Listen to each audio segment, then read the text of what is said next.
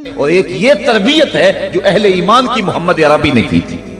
313 ہو کے جبل کی قوتوں کے خلاف کھڑے ہو گئے.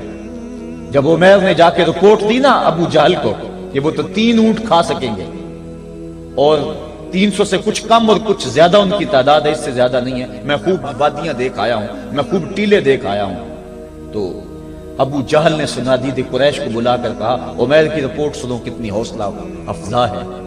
صبح لڑائی کی نوبت نہیں آئے گی، صبح تو رسیاں کٹھی کرو اور جکڑ جکڑ کے مسلمانوں کو اونٹوں کی پشتوں پہ باندھ لیں گے اور پھر سین حرم میں جا کے کعبۃ اللہ کی دیواروں کے ساتھ باندھ دیں گے. لوگوں کو تماشا دکھایا کریں گے کہ یہ نیا دین لے کر آئے تھے اور یہ ان کا کیا حال ہے. جب اس نے رعونت بھرے اپنی زبان سے یہ جملے نکالے تو عمیر جو سارا منظر اپنی آنکھوں سے دیکھ کر آیا تھا، ابن حشام میں لفظ موجود ہیں، اس نے کہا وَلَٰكِنْ رَأَيْتُ یا معشر قریش البلایا تحمل المنایا. اے قریش کے سرداروں اتنے بھی تکبر میں نہ آؤ، میں اپنی ان آنکھوں سے دیکھ کر آیا ہوں کہ یثرب کی اونٹنیاں اپنی پشتوں پہ نری موتیں اٹھا کے لے آئی ہیں. ان کے بدن پہ چیتھڑے ہیں، ان کے پیٹ کمر سے لگے ہوئے ہیں، لیکن وہ زخمی سانپوں کی طرح پیچ و تاب کھا رہے ہیں. کل ان میں سے کوئی نہیں مرے گا جب تک تم میں سے ایک ایک کو لڑ نہیں جاتا. تم تو یہ کہتے ہو رسیاں کٹھی کرو، میرا مشورہ مانتے ہو تو رات کے اندھیرے میں بھاگ سکتے ہو تو بھاگ جاؤ. اس قوم سے لڑنا تمہارے بس کا روگ نہیں ہے جو مرنے کے لیے آئی ہے. اتنی بڑی قوت کو دیکھ کر ان کے سینے میں خوف پیدا نہیں ہوا، بلکہ آپ جانتے ہیں بدر کی تاریخ گواہ ہے کہ 2 گھوڑے تھے. ایک روایت میں صرف ایک گھوڑا تھا، 6 زرہیں تھی، 8 تلواریں تھیں، 70 اونٹ تھے، اور جن کے پاس تلواریں نہیں تھیں انہوں نے کھجوروں کے ڈنڈے توڑ لیے اور ہواؤں میں لہرانے شروع کر دیے. جب یہ ملکوتی قافلہ مدینے سے باہر نکل رہا تھا، دکانوں پہ یہودی عیسائی بیٹھے تھے. انہوں نے کہا مسلمانوں کس بل بوتے پہ جا رہے ہو، کس برتے پہ جا رہے ہو، کون سا آسرا ہے تمہارا، آلات حرب و ضرب تو تمہارے پاس موجود نہیں، اتنی بڑی قوت سے ٹکرانے جا رہے ہو جو کیل کانٹے سے اور اسلحے سے آلات حرب و ضرب سے لیس ہو کے آئی ہے، تم مقابلہ کیسے کر پاؤ گے، کس بل بوتے پہ جا رہے ہو. حضور کملی اوڑے ساتھ ساتھ چل رہے تھے. صحابہ نے اشارہ کر کے کہا نہ تیغ و تیر پر تکیا، نہ خنجر پر، نہ بالے پر، بھروسہ ہے تو اس سادی سی کالی کملی والے پر.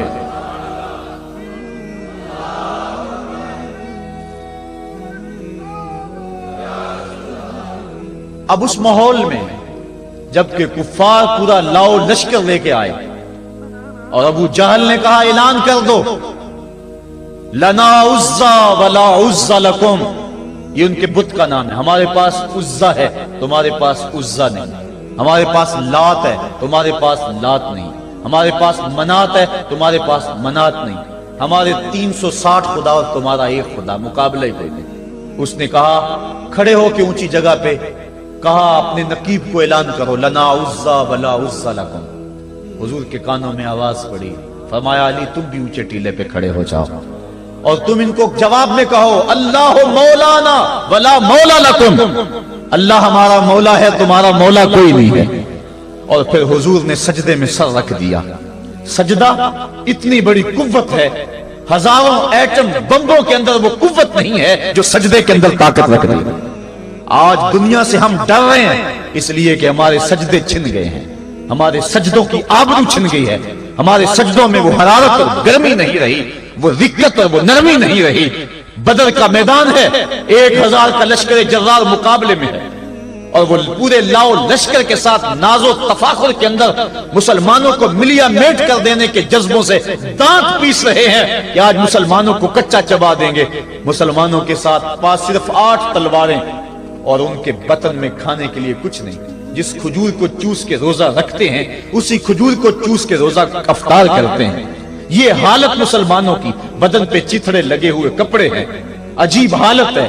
پھر کون سا آسرا تھا جو مسلمانوں کے کام آیا؟ مصطفیٰ کریم نے مسجد عریش میں سجدے میں پیشانی جھکا دی.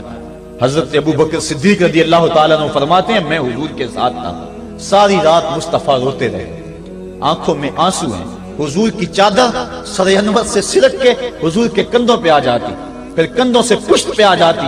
میں اٹھا کے حضور علیہ السلام کے سر پہ رکھتا اور کہتا حضور بس کرو. حضور بار بار روتے اور اللہ کی بارگاہ میں سجدے میں سر ڈال کر التجائیں کرتے، لفظ کیا تھے محبوب کی زبان پہ، آج تک ایسی ناز والی دعا کسی نے نہیں کی ہے جی جیسی دعا مصطفیٰ جان رحمت نے کی۔ مصطفیٰ کریم سجدے میں سر رکھا ہے اور کیا کہا، اللہم ان تہلک ہذہ العصابہ لم تعبد فی الارض ابدا۔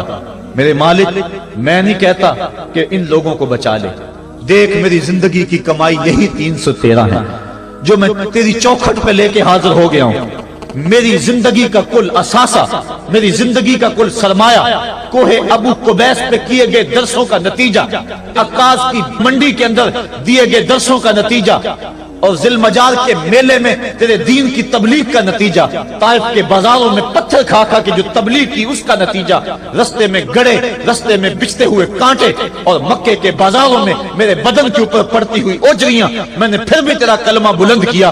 میرے مالک میری پوری زندگی کا گداز، میری پوری زندگی کا سرمایہ، میری زندگی کے آنسو، میری زندگی کا رونا سینے حرم کے اندر کعبۃ اللہ کی چھاؤں کے میں سجدے کر کر کے، کوئی کبھی میں نے عمر مانگا، کبھی میں نے حمزہ مانگا، تیرے دین کے لیے میں نے جو ایک ایک کر کے تنکا جوڑا اور یہ ایک چھوٹا سا گھونسلہ بنایا، یہ گھونسلہ اب بجلیوں کی زد میں ہے، کفار کی بجلیاں اس گھونسلے کو جلا دینا چاہتی ہیں۔ میرے مالک میں یہ نہیں کہتا کہ میرا یہ گھونسلہ اور میری یہ مٹھی بھر جماعت اور یہ چند میرے لوگ اور یہ میرا سرمایہ اور اثاثہ، میری پوری زندگی کی کمائی، میری جوانی کا سرمایہ جو میں نے تیرے سامنے لا کے رکھ دیا ہے، میں یہ نہیں کہتا ان کو بچا لے، لیکن میرے مالک اگر یہ نہ رہے تو قیامت تک پھر تجھے بھی خدا کوئی نہیں کہے گا۔ ان تہلک ہذہ العصابہ لم تعبد فی الارض ابدا، اگر یہ نہ رہے تو قیامت تک تیرے نام کے ڈنکے بجانے والے بھی دنیا پہ نہیں ہوں گے۔ یہ حضور نے اللہ کی بارگاہ میں دعا کی اور سجدے میں سر رکھا ہے۔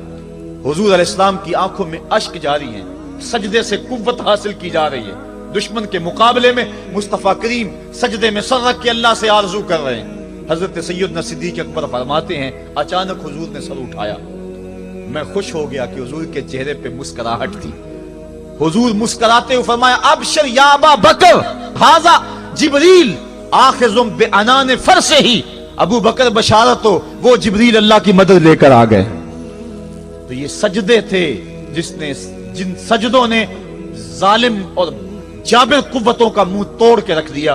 حضرت علی المرتضی روایت کرتے ہیں رضی اللہ تعالیٰ عنہ، فرماتے ہیں میں نے ہاتھ میں تلوار تھامی اور میدان میں کود پڑا، میں نے کئی کافروں کو واصل جہنم کیا، پھر پلٹ کے دیکھا کہ میں حضور کی زیارت کر لوں، لیکن مجھے حضور نظر نہ آئے۔ میں نے ڈھونڈا تو ایک سمت حضور نے پیشانی سجدے میں رکھی ہوئی تھی اور زبان پہ لفظ تھے، یا حیو یا قیوم، یا حیو یا قیوم۔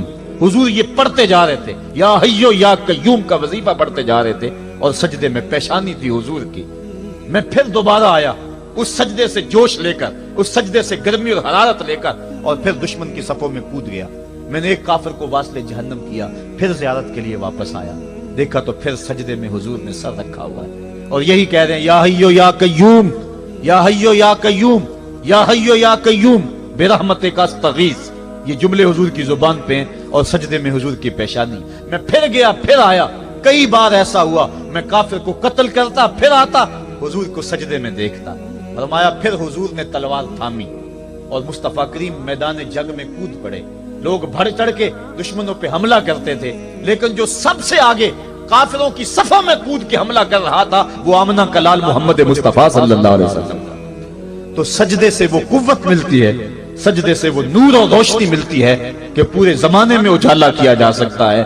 آج 56-57 اسلامی ملک دنیا کے سامنے رسوا ہو رہے ہیں اور دنیا کے سامنے سجدہ ریز ہیں، اس لیے کہ وہ ایک خدا کے سامنے سجدہ کرنا بھول گئے ہیں۔ ایک سجدہ جسے تو گراں سمجھتا ہے 1000 سجدے سے آدمی کو دیتا ہے نجات۔ آؤ اس کے حضور جھکو، اس کے حضور جھکنے والا کسی کے آگے نہیں جھکتا۔ سجدہ اس کو قوت دیتا ہے، تو راز کن فکاں ہے، اپنی آنکھوں پر عیاں ہو جا، خودی کا راز نہ ہو جا، خدا کا ترجمہ ہو جا، خودی میں ڈوب جا غافل، یہ سر زندگانی ہے، نکل کر حلقہ شام و سحر سے جاویداں ہو جا، گزر جا بن کے سیلے تندرو کوہ بیاباں سے، گلستان راہ میں آئے تو جوئے نغمہ خواں ہو جا۔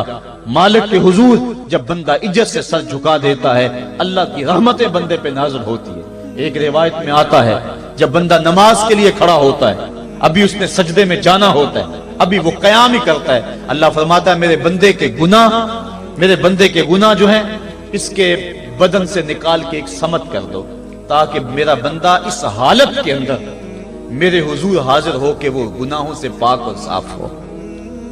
حضرت نبی رحمت صلی اللہ علیہ وآلہ وسلم فرماتے ہیں کہ پھر اس کے سارے گناہ اس کے بدن سے اتار کے ایک سمت رکھ دی جاتی ہے، اور بندہ مصلی پہ سبحان ربی العالی کے نغمے الاپتا ہے، رکوع کرتا ہے، سجدے کرتا ہے۔ جب سلام پھیر کے نماز ختم کر کے دعا کر کے جانے لگتا ہے تو فرشتے عرض کرتے ہیں مالک یہ جو گناہ اتار کے ایک سائیڈ پہ رکھے تھے یہ دوبارہ اس کو دے دیں؟ اللہ فرماتا ہے جس کی جھولی سے گناہ نکال لیے تھے دوبارہ اس کی جھولی میں نہیں ڈالیں۔ اللہ اکبر۔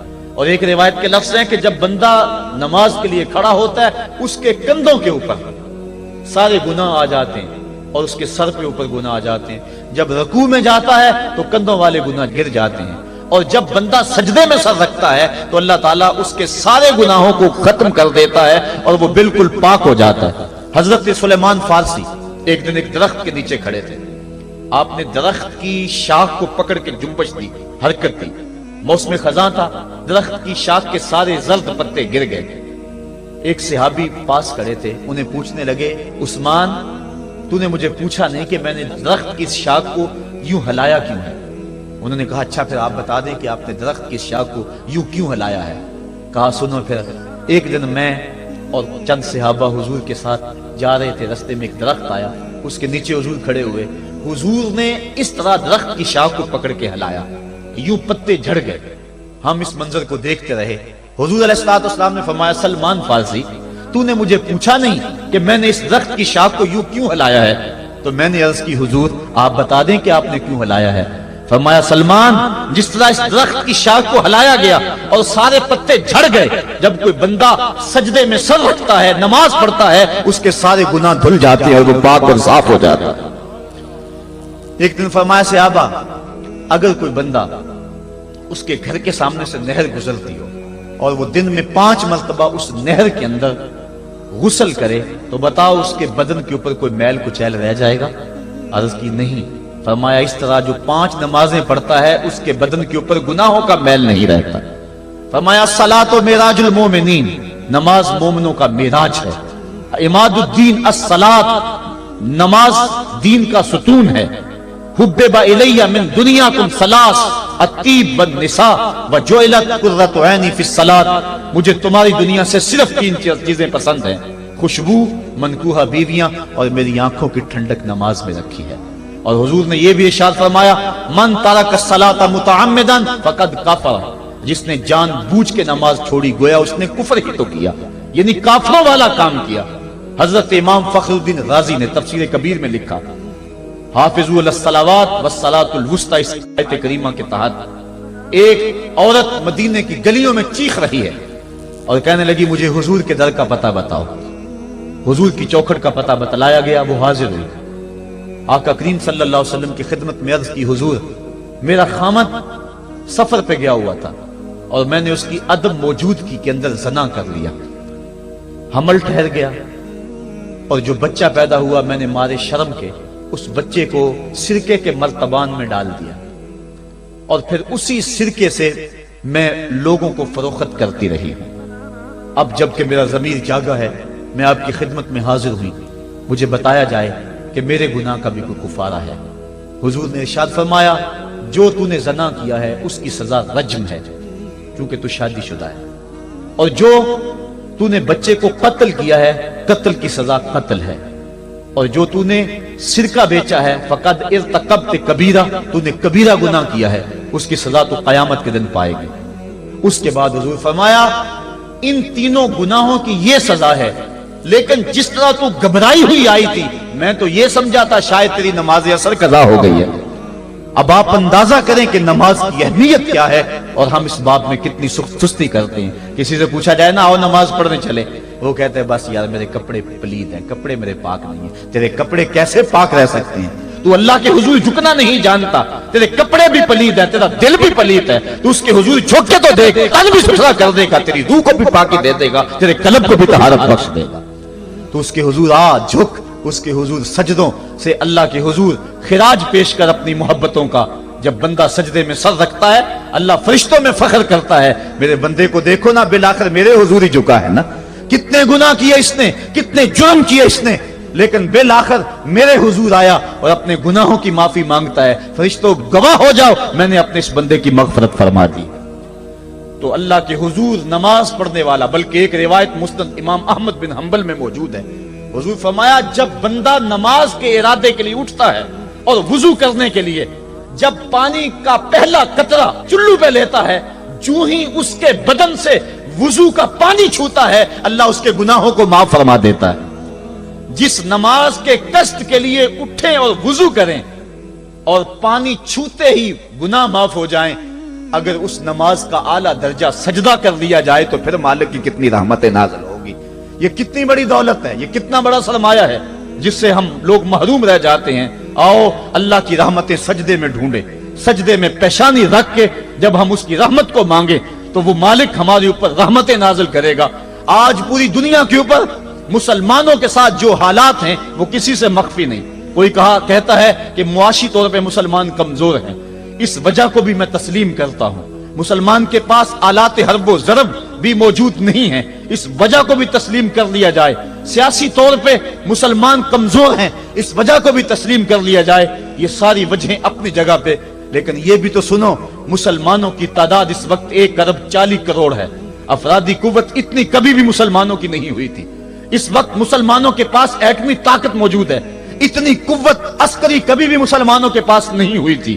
56 اسلامی ملک ہیں جن میں قیمتی معدنیات سے اور تیل کی دولت سے اور سونے کی قیمتی معدنیات سے یہ مسلمان مالا مال ہیں، کیا کچھ نہیں ہے جو مسلمانوں کے پاس نہ ہو، لیکن ایک دولت چھن گئی مسلمانوں کے پاس، وہ سجدے کی آبرو، وہ سجدے کی عزت، وہ پیشانی رکھ کے اس رب کو پکارنا جو سب سے اعلیٰ ہے، جو سب سے بالا ہے، جس نے موسیٰ کے فرعون کو نیل کی موجوں میں ڈبو دیا۔ کیا پوری امت مسلمہ 1,40,00,000,000 انسان سجدے میں سر رکھ کے سبحان ربی الاعلیٰ کے نغمے آلاپ کے اپنے رب سے گزارش کریں اور اپنی امت کا رونا روئیں؟ کشمیر میں لٹتی ہوئی جوانیاں اور قدس کے اندر بہتا ہوا خون، شبرغان سے لے کر کابل و قندھار تک اور موصل سے لے کر تقریب تک مسلمان کے اوپر جو ظلم و تشدد ہو رہے ہیں، اپنے رب کے حضور اس کا دکھڑا سنائیں اور اپنے مالک کو کہیں میرے مالک ہم لٹ گئے، ہم کٹ گئے، ہم پٹ گئے، اسلحے بھی موجود، افرادی قوت بھی موجود، سیاسی طاقتیں بھی موجود، لیکن اس کے باوجود مسلمان دبتا چلا جا رہا ہے۔ اسی کشتی کو ہے خوف تلاطم صد حیف منہ موڑ دیے تھے جس نے بڑھتے ہوئے طوفانوں کے، جو 300 ہو کر جرأت اور وہ طاقت اور وہ عظیمت کی داستانیں رقم کرتے ہیں کہ مالک تو بھی اس دن کو یوم فرقان کہہ کے پکارتا ہے۔ آج وہ امت بیچ منجدار کے اس امت کی کشتی ہچکولے کھا رہی ہے۔ ہماری فریاد، ہمارا استغاثہ تیرے سے ہے، میرے مالک ہمارا کھویا ہوا وقار بحال کر دے اور اس امت کو اس مرتبہ کمال تک پہنچا دے جس مرتبہ کمال تک یہ امت پہلے پہنچی تھی، اور ان کا کھویا ہوا وقار بحال کر دیا جائے۔ آج بھی ہم اگر سجدوں سے اپنے رب کو منا لیں اور وہ روٹھا ہوا رب آج بھی ہماری مدد کے لیے آ جائے تو پھر کوئی قوت، کوئی طاقت ہمیں نہیں لٹاڑ سکتی۔ آئیے ہم سجدے سے اپنے مالک، اپنے خالق اور اپنے رازق کے حضور اپنی محبتوں اور اپنی الفتوں کا خراج پیش کریں۔ نماز ایک ایسی عبادت ہے جس کا حکم قرآن میں 750 مرتبہ کے قریب دیا گیا۔ اور ایک آخری بات عرض کر کے اپنے موضوع کو سمیٹنا چاہوں گا۔ میرے اور آپ کے آقا مولا حضور نبی رحمت صلی اللہ علیہ وسلم پر جب وقت آخر آیا تو آخری وصیتیں جو حضور نے اپنی زندگی میں کی وہ کیا تھی؟